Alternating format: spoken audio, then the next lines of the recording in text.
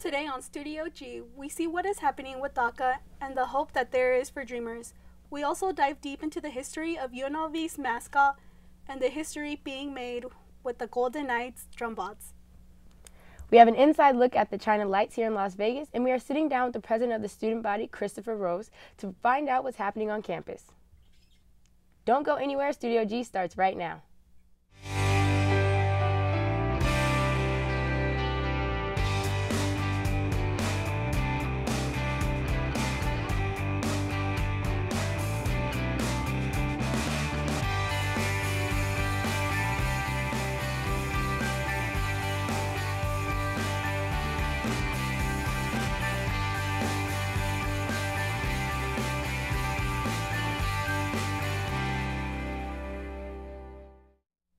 Good afternoon, Rebels. I'm Dre Austin. And I'm Marisol Ibarra. As of Monday, former Trump campaign Sam Nunberg is refusing the grand jury subpoena in the Russia investigation. Also, breaking yesterday, the Florida State Senate passed a bill that will raise the age to buy a firearm from 18 to 21. The NSHE Board of Regents has approved the upgrade of campus technologies here on campus. $16.5 million will be spent in this upgrade. It's expected that $4.7 million will go into boosting security measures such as in emergency phones on campus, updating security cameras, and also into UNLV police. It has been 6 months since the deadliest mass shooting happened here in Las Vegas. The victims of the October 1 shooting and their families will now be distributed the funds that were donated over the last few months. $31.4 million have been raised. According to CNN, over the weekend, at least 7 people were killed in the nor'easter storm, including 1 child. 215 customers from Virginia to Massachusetts were also without power while shopping. Following a powerful nor'easter, some homes and roads in Scituate are still flooded. Check out this mailbox, practically underwater. For residents in Hull, power finally coming back on for some Sunday night after more than 48 hours in the dark. Cold, very cold. It's not been the best time. Crews spent the weekend working to restore power in coastal communities, battling back after strong winds and severe flooding. Never seen this bad. That's why I just kind of in awe, just looking how bad it really was and how close we were to it all. These images from Sky 7 in Marshfield showing some of the damage left behind by high tide. The same high tide that sent these waves crashing over the tops of homes. And while there's still a lot of cleanup, residents are grateful it wasn't worse. We did lose heat and all of that because of the flooding. I've got about probably 4.5 feet of water in my basement right now, but you know, it's all fixable. We lived through it, that's all that matters. Sadly, this isn't where it ends for the East Coast. Another nor'easter storm is expected to strike this week. Yesterday was the previous deadline for the DACA application. Today, there is a glimpse of hope. These are the faces of dreamers. Amritpal is one of 2,550 DACA recipients born in India. Christine is one of 7,060 recipients born in South Korea. And Oscar is one of 544,150 recipients born in Mexico. Monday was supposed to be doomsday for the program that allows them and nearly 700,000 others to be in the United States legally. President Trump set March 5th as the end of the Deferred Action for Childhood Arrivals program. I have a love for these people, and hopefully now Congress will be able to help them and do it properly. But they didn't. He says he has a heart, but then he ended the program. What does it tell you? He has a heart that beats, but that doesn't mean anything. Everyone's hearts can beat, but can he relate to us? It almost feels like we're just a game. You know, like this is one big chess game for them. According to a lawsuit filed in New York against the Department of Homeland Security, the March 5th memo would have meant 1,400 DACA recipients would lose their legal status every working day. But the Supreme Court stayed out of the dispute, which allowed a federal court ruling that the memo cannot be enforced to stand while the case goes through the courts. It means DACA recipients are left in limbo. Amritpal has been the family translator, a second mother to her sister, and an income earner, all while attending college and dealing with pain. Like, people think just because we're here, we have all these benefits and we're, you know, leeching off the government, but it's like we don't have Medi-Cal. Like, half of my mouth is like rotting. As a DACA recipient, she is not eligible for government medical insurance programs or federal financial aid for school. I'm emotional because some days it feels like our sacrifices aren't enough and our trauma isn't enough. Oscar was his high school class president, but then his father got deported. Since then, he's had to work up to 4 jobs at a time to help his mother feed a family of 6. I worked in the swap meet, taco stand. I worked in a food restaurant, just about anything, just to make sure my family has food on the table. Now he manages work and college. When do you sleep? Hardly ever. Christine got into the college of her dreams. Her father tried to pay for it, but that dream eventually died with no financial aid. He wanted me to be there, and every time I see him write the amounts on the check, just seeing that, I just couldn't anymore. At 25, she now works at the Korean Resource Center, hoping to make a better life for other immigrants like her. She says politicians have failed them. It's quite tiring, exhausting to know that people are playing with your life.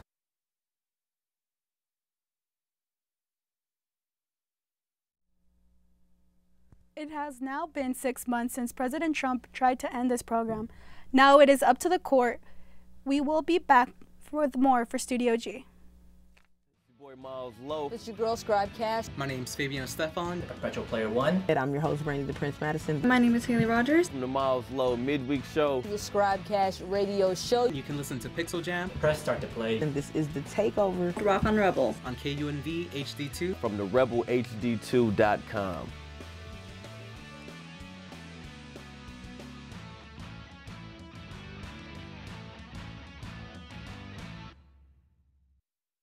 Enjoy doing my show. I love all types of rock, and that's why I'm doing Rock Through the Decades. We play the 50s all the way to today's rock music or rock bands. I want them to get the appreciation of how much rock has changed over the years and how it's still really great. You can never kill rock. I mean, rock is like the way to be, the way to go. The name of my show is Rock Through the Decades, and I am Rockin' Gemini. You can listen to this on the Rebel HD2 network. Rap, hip-hop, R&B too. I like to play like any new upcoming music, new albums, new mixtapes. I like to open up with maybe kind of like a hype song that gives people energy. Just play any type of good music and then give people like a rundown what's going on currently in hip-hop. Just good vibes, good music. A lot of radio stations don't keep up with playing good music. So that's really the goal. This is Jalen Young on More Than Music Mondays. Check me out on the Rebel HD2. Chinese New Year may be over, but Studio G got an inside look into a local celebration here in the Valley last week, the China Lights. The festival opened its doors for 6 weeks between January and February at the Craig Ranch Regional Park. It is an international lantern festival that has been held in many cities around the world, including Milan, Sydney, and the closest to in Spokane, Washington. It displayed 40 giant lanterns scattered throughout the park, from the Chinese zodiac animals to pandas and floral lights. The lantern featured high-tech lighting and animations. The main attraction was a Chinese dragon that stood 200 feet long and 3 stories high. There were many cultural performances, from lion dances to acrobats and masked artists and jugglers.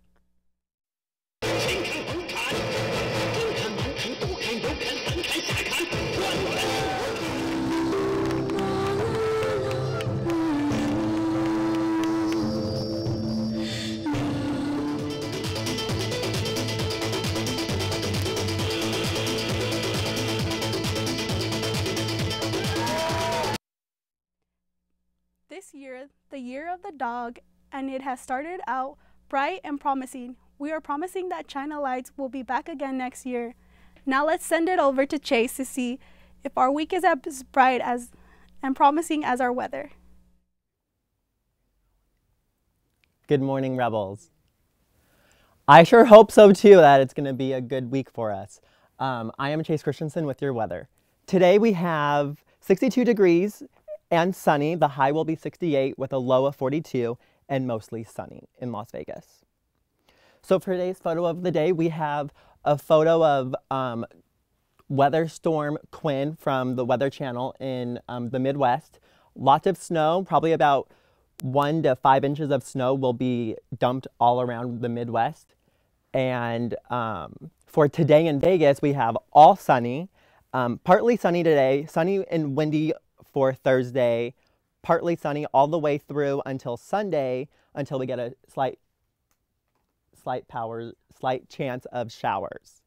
High 60s to mid 70s with lows of high 40s to low 50s. And then right now in our valley, we have 59 in Boulder City, Henderson 62, Green Valley 61, 62 for Vegas, Nellis Air Force Base 56, and North Las Vegas 61. Centennial we have 59 and then 60 for Summerlin. Southern Highlands is a chilly 55. This morning at UNLV, it was 62 degrees with a few clouds, wind speed 9 miles per hour, and humidity 11%. Tonight we'll have 58 degrees, partly cloudy with wind speeds 5 miles per hour, humidity 9%. A light jacket like last week, not too bad, fairly easy to deal with.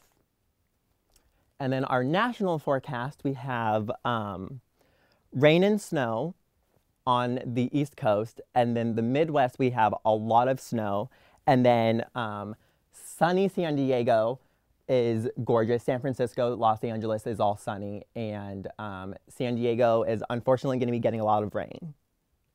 And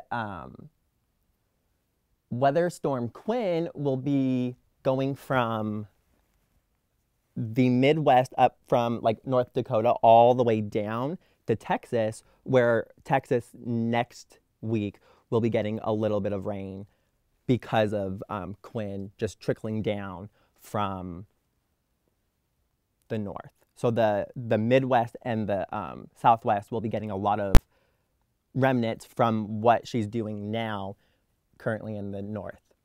And then it'll just trickle down, and then hopefully we'll be getting spring probably 2 to 3 weeks, I hope. And back to the anchor desk. I really hope it gets warmer, but I'm glad to see it's warming up because the last 2 weeks were super cold. With overwhelming debate on climate change, a documentary was made about the impact of warming wet winters. Here in Greenspan Hall, they screened the movie Saving Snow. Diana Zinedine has more on the story. Country, people who depend on winter for their livelihood are feeling the heat. Along skiing and snowboarding, an epic struggle to reverse rising temperatures is unfolding. The Greenspan Hall of Urban Affairs hosted a screening on Saving Snow, followed by a panel discussion on the film.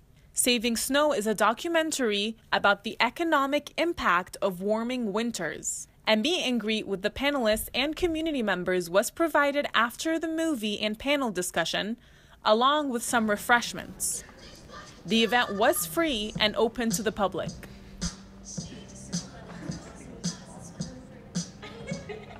Ski towns and the snow sports industry are paving the way towards a clean energy future. I don't think is understood by a lot of people. They got it this year. I think now, the dice has been cast, and we're going to find tremendous engagement by some of these people that we met this weekend. For Studio G, I'm Diana Zainadine. Tune in this Thursday on Studio G to get an inside scoop on the climate weather change. Controversies from experts in the Valley. Coming up, the president of Student Body sits down with Studio G's Tessa Cardwell to discuss what is going on around campus and student government. More to the Music Mondays. Rap, hip-hop, R&B too. I like to play like any new upcoming music, new albums, new mixtapes. I like to open up with maybe kind of like a hype song that gives people energy. Just play any type of good music and then give people like a rundown what's going on currently in hip-hop. Just good vibes, good music. A lot of radio stations don't keep up with playing good music. So that's really the goal. This is Jalen Young on More Than Music Mondays. Check me out on the Rebel HD2. to do an internship. It's one of the requirements for journalism majors. You have to do an internship before you can graduate. Definitely having an internship as a requirement really helps push yourself out there and to just remind you that your graduation is coming up soon. You're going to have to need some work experience in your career. So it's really good to put yourself out there early on, and they tend to help students a lot more. So when you do a student internship, it really helps out a lot.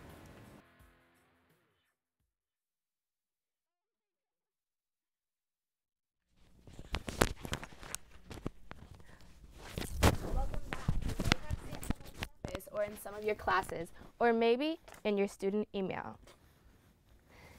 Joining me today is UNLV's own student body president, Christopher Royce. So, what are you involved with exactly?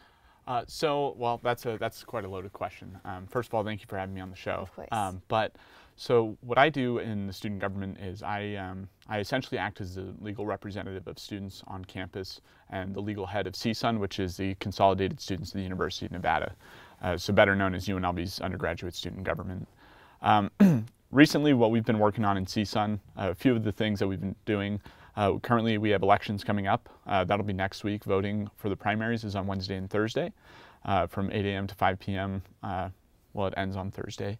The other thing that we are doing, we also have the tuition fee increases that we can talk about soon. But then other things that we just implemented, we implemented a new system called Rebel Rides. So this program is essentially a golf cart system that will actually take students from a centrally located station on campus, which is near the library. It'll take them to their cars, to their resident halls, just to wherever they are on campus, but the golf carts will travel in a clockwise fashion around campus. So, nice. Yeah. Speaking about tuition rises, I know that's a big question for all of the students. I know you sent out an email yesterday. Right. Can you explain what's really happening with tuition rises? What can students expect from this? Yeah, so at the Board of Regents meeting, so the Board of Regents are the elected officials that are the Nevada system of higher education. You'd call them almost like a legislature, if you will. But essentially what they do is they make decisions for the entire state of Nevada. And they have a policy in the Board of Regents handbook that states that the tuition fees should be increased every 2 years, so the way our budget works with the state or biennial legislature. But it causes the fee to go up according to Higher Education Price Index, which this year was 1.8%. So to resident students, it could be anywhere from $10 to $15, depending on what they pay every semester. But for non-resident students, it could be close to $500 that they'd be seeing a change in their tuition. So at the Board of Regents meeting, I advocated strongly against it in accordance with what the poll had said that I had sent out in the weeks prior. And it appears as if the Board of Regents are going to reconsider the policy that is currently in place, and we had suggested to them that they move towards a program called locked-in tuition, which would keep your tuition the same rate for 4 years, and so that you would have an opportunity to be able to better predict your costs. Good. I'm sure that lifts a weight off of a lot of students' backs, because that's something that it's hard, especially being a college student, paying a lot of money out of pocket. Another problem I think students are really worried about, as well as myself, because being a female, is the crime that has recently happened on campus. What is UNLV Police doing about that, or can you tell us a little bit about it? Yeah, so one of the central things that I've focused on as CSUN president is safety, especially for more vulnerable populations on campus, so especially women, especially LGBTQ individuals, as well as others who, for example, people who may have certain disabilities or things like that. So we want to make sure that we're having an inclusive approach to how we address campus safety, and one of those things has been the Rebel Rides program. We're hoping that this will help prevent people not only from being assaulted or anything happening to them on the way to their car to the resident halls, but also to provide a deterrence to other campus crime that's happening. Another thing that I would like to see happen is UNLV change its security. The way it allows access to buildings during times of day. So after a certain hour, perhaps requiring that that the student card can open the door, but people who aren't students shouldn't be just hanging around campus all the time, especially after hours. Of course. So, But then there's those late classes, and you don't really know what to expect. How do you think the student involvement is with the government? I think it's improving. I think we have a lot of work to do on that aspect. I think one of the things that we need to do is make student senators more accessible to students, because they know what's best for their colleges. And so we've been really trying to make sure that we're communicating with students, but email can only go so far. So we're looking at other methods, perhaps mass texting, as well as other programs related to applications that UNLV currently has. So texting would be great, because it would be students look at their phones all the time. Is there any other things that you want to add before we wrap up our interview for students to know? No, I just, I think that it's important to know who your senators are for your colleges, and to just visit our website. We have all kinds of really cool stuff. We're constantly adding new resources and things like that. So that's unlv.edu/csun. Perfect. Thank you so much. Thank you. We will be back with more Studio G after the break. We are member supported. KUNV 91.5, The Source. Here's why you should become a member. Become a part of the public radio family while keeping jazz alive in Southern Nevada. Every member receives a discount card to businesses and restaurants around the valley, along with a premium of KUNV branded items. Exclusive access to KUNV ticket giveaways for concerts and events. And private members-only events with prominent musicians such as Paul Taylor, Vincent Ingala, and many more. We are 91.5 The Source, and that source is you. So become a member today. Oh, the station's great. You make friends, you gain skills, you learn how to do all this stuff with audio. It's a fantastic thing. I can grow with everyone, and everybody supports me as well as I can support them. I think it's great. I think it's a blessing to have this kind of equipment from the Green Spun family as well as the state of Nevada. And it's really informative to see, how a radio show really works. Now that I do it, I have friends, I have people that want to hang out, and I get to play music a lot. It's very good too, because we have all the top of the line equipment to work with, and students here that can help you out. So it's a very, very good way to get involved in the radio.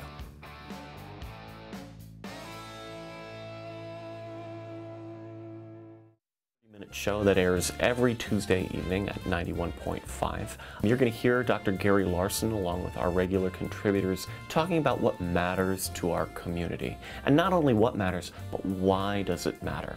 We look at our community as a whole, but we also pay special attention to what's happening here at UNLV, because that's our home as well. So looking at our metropolis through the lens of a radio show really gives us the unique perspective to tell a story through words and through people, and I think it makes for a great program.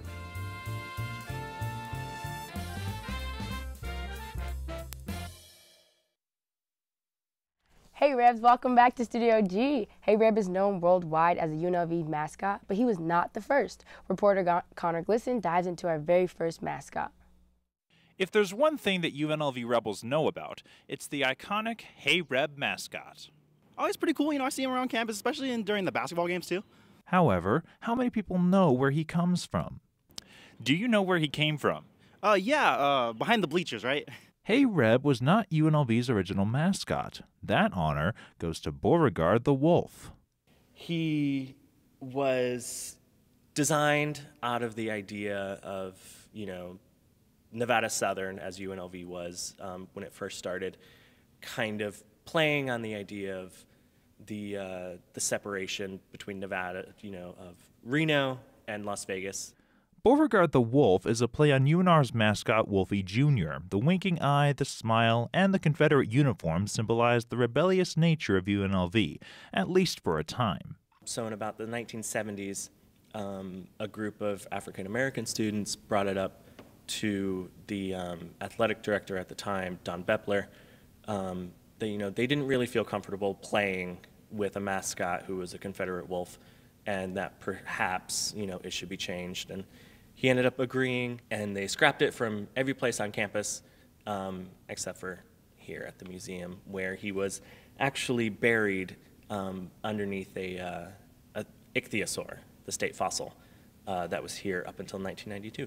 Today, UNLV's mascot is a stoic mountain man, a trailblazer who challenges the status quo and more accurately represents the spirit and diversity of UNLV. A lot of these things, they just belong in the history museums where you can have that dialogue to talk about them freely and openly and discuss, the qualms that you may have or, any misgivings or anything like that. For Studio G, I'm Connor Glissett. If you are interested, you can find Beauregard in the Barrick Museum right next to the Lee Library with more UNLV history. The Golden Knights have officially set the record and are one of the top teams in the NHL. A big part of the team's success is because of the fans. The Golden Knights Drumbots are at every game and help amp the energy of the loving hockey fans. Studio G reporter Tara Mack scored a goal and met with the creative director and operations director of the Drumbots and also talked about some devoted fans. Tara Mack with Studio G. Hockey in Vegas might have had some people skeptical, but with a winning team and the entertainment offered at some of the games, it's easy to see why locals are showing their full support. To bring a drumline to an NHL team is something very new. So the Drumbots joined that, bringing our unconventional sort of style to drumming, and teamed up with them to bring the fans something that they don't generally see at a hockey game. The Drumbots are really cool. I like the fact that how they hype up the crowd during the games. Usually, they go on the drums and they go, "Go Knights, go." I always like that, and have the cheerleaders hold up the signs as well. We've got our own groupies now. Everyone gives us really great feedback. So one of my favorite parts has been just feeding off the fans, getting to know the guys. It's a great family. Everyone's always having a good time, laughing. So yeah, it's been an amazing experience.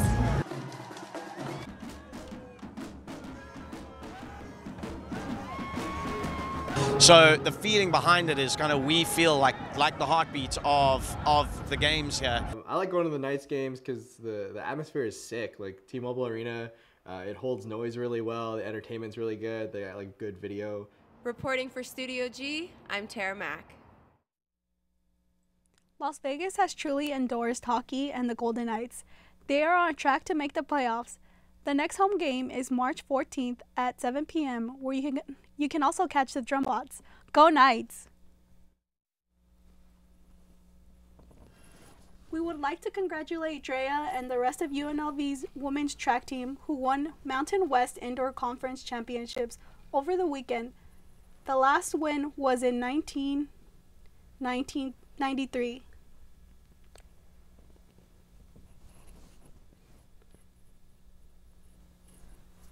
How was the championship for you? Literally, it was so overwhelming. It was the best feeling in the world. I can't even explain to you how it was. But prior to Thursday, before we ran, we got all our stuff stolen and our vans broken into. So we went into the championship very nervous and spirits were really broken because they did steal, all of our stuff. So we just pulled through, and our team is we go on adversity, and that's what helped us to win for sure. So I'm proud of you guys. Yeah, they stole our stuff, but we stole the ring. You sure did. Thank you again for tuning in. Tomorrow, Chase and Connor will have all the latest news. See you Wednesday for more Studio G. Have a great day, Rebels.